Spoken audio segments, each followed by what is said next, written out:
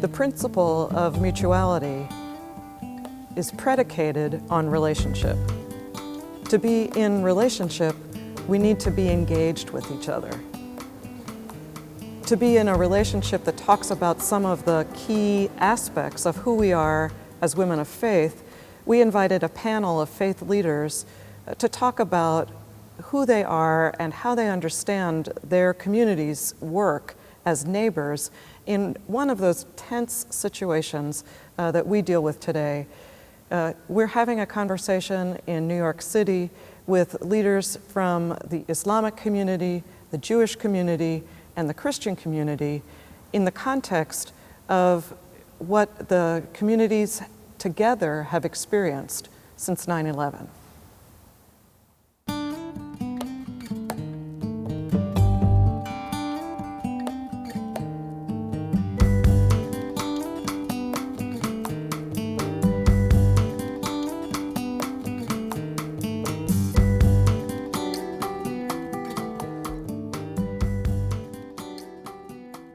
We're going to start our conversation today talking about some of the theological principles that the three Abrahamic faiths have in common.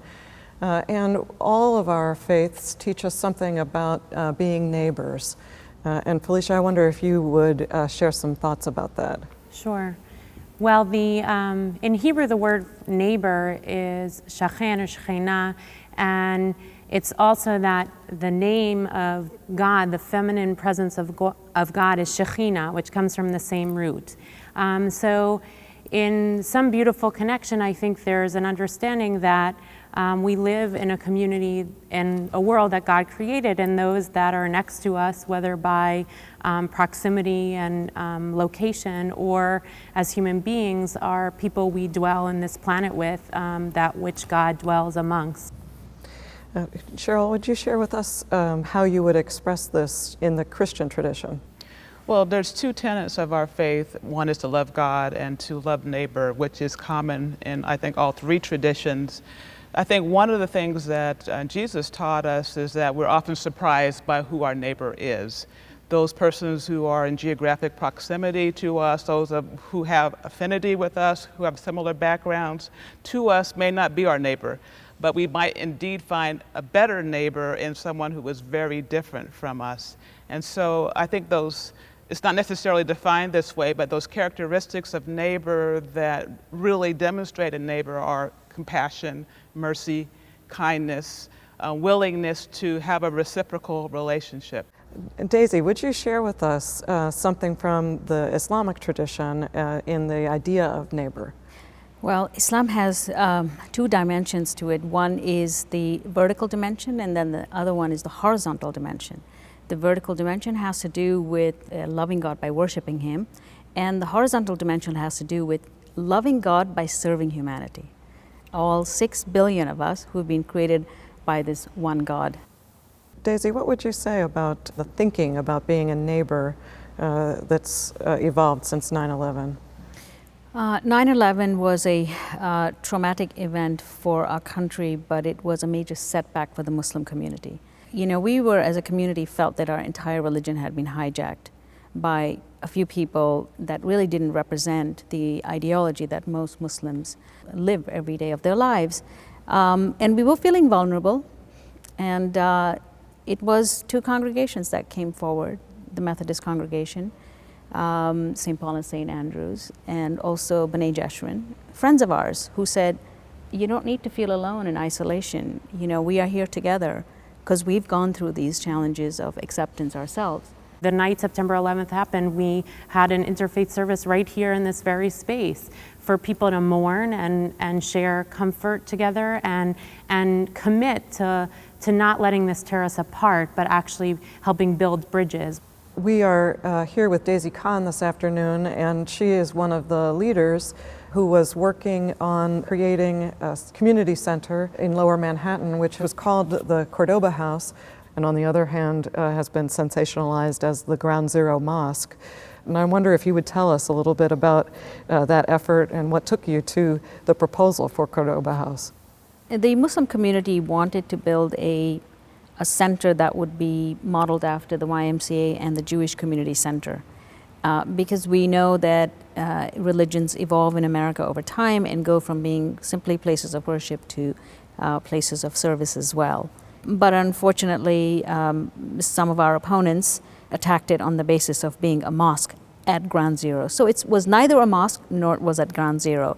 It was a community center whose activities would be centered around interfaith relations with a prayer space embedded in it. It was also in our neighborhood because my husband has been the imam for 28 years in Tribeca, and it was a natural extension for us. We also wanted a place to amplify the voice of the Muslim community, the moderate Muslim community, whose voices have gotten drowned out by the extremists. So our intention was to create healing from the wound of 9/11 at a time when it's needed, but also have Muslim community integrate into American fabric. Talking about the role of the media and how it sets a context for how we can even hear our own faith tradition, and what we would suggest as leaders within the traditions, helping us to get a deeper understanding, a more nuanced appreciation of the faith traditions. And Cheryl, do you have thoughts about that from your perspective? I think if we're honest, we have to admit that we become addicted to sensationalist kind of histrionic reporting. Those fringe, often extreme stories are the ones that get the most media attention, which is very disturbing for religious leaders and for, I think, thinking people. And so when you hear of a person in Florida tearing the Quran in half, that gets a lot of attention that goes across the globe, rather than the reasoned, sensible approaches that most other people have. I think we as religious leaders who are reaching out and building bridges across faith lines need to say, document us, document not just this, at least what I perceive as a radical person who's talking about our Quran burning, but talk about the interfaith Seder that happens, or talk about the fact that the Church of St. Andrew and St. Paul opened its doors to us. Put that on the news, and declare, essentially, we need to declare that we're worthy of being in that space, which I think has not been where we tend to spend our time, nor we have the savvy. And so I think it's a charge to us as religious leaders to put ourselves in the public square more in a proactive way rather than a reactive way. The tendency of the media is to cover the kind of story where man bites dog, not dog bites man. It's just, they don't cover the norm, they cover the abnormal. And in the case of the evangelical Pastor Terry, when he did this, the whole coverage was on him and his action. And barely any coverage was on the intervention of the evangelical community, trying to stop him to do this, and in fact succeeded in making sure that he did not take that action. And I remember the weekend that Pastor Terry was coming here 9/11, because he claimed he had a meeting with the imam, he wanted to meet with him, and he was already in his hotel room near LaGuardia Airport, and the evangelical community and some Christian leaders got together and told him, "You're not going to meet the imam." And he said, "Well, why not? I've come all the way from Florida." He said, "Because we don't recommend it. We've advised the imam not to meet with you." And he says, "Why not?" He says, "What you're doing is not Christian-like."